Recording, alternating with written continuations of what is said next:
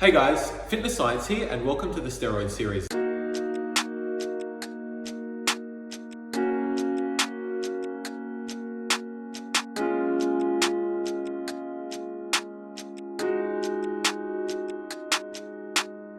This is going to be a 13-part mini-series on everything to do with steroids. You see, I've always had this fascination with steroids, not, oh, I want to take them, as in more so just, oh, there's so much mystery and bro science around it, especially on the forums and underground websites about steroids. I actually wanted to give you guys the science in this series all about steroids. See, anabolic steroids increase muscle growth, this is a fact, but there are numerous different types of steroids, each with their own different chemical structure, and these will make them unique in terms of how well you can build muscle mass. Some steroids increase muscle growth more than others, but also there are some that are more anabolic and some that are more androgenic. Anabolic meaning pure muscle growth, and androgenic meaning masculine qualities. So deeper voice, more growth of body hair and prostate weight and things like that is the androgenic side, and they all have different ratios. So testosterone generally has an anabolic to androgenic ratio of 1, meaning it's just as anabolic as androgenic, and other steroids have ones that are like 3,000 more times anabolic or whatever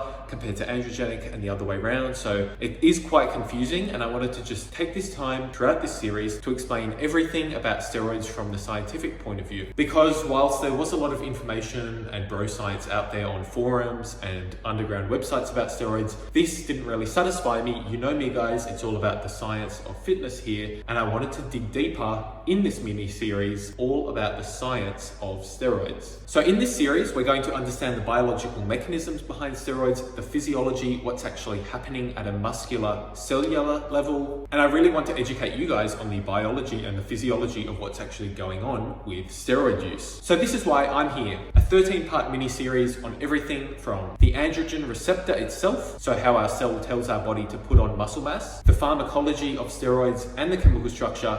And in fact, the most fun part of this series, guys, will be when we actually design our own steroid and we actually make the world's most powerful steroid based on what we know about chemical structures and how to develop a really powerful anabolic steroid. And it will be up to you guys to name it. I want your guys' help on what to name this thing. We're going to create it. It's going to be a lot of fun, and I want you guys to name it, and comment with the most amount of likes. You've got the name. You will name this new chemical structure, this new powerful steroid that we create. Of course, it's all for fun. We're not actually trying to sell this or make it. It's just a bit of fun messing around with chemical structures, but you guys get to name it. So lock yourself in. This is going to be a crazy ride all about steroids, and this 13-part mini-series, I hope, will be kind of the first of its kind on the internet just about the science and the pharmacology of steroids. And the real reason behind this is actually because I want to keep you guys safe and educated. We've seen so many bodybuilding deaths due to primarily misuse and abuse of steroids. Look at Rich Piana and Dallas McCarver.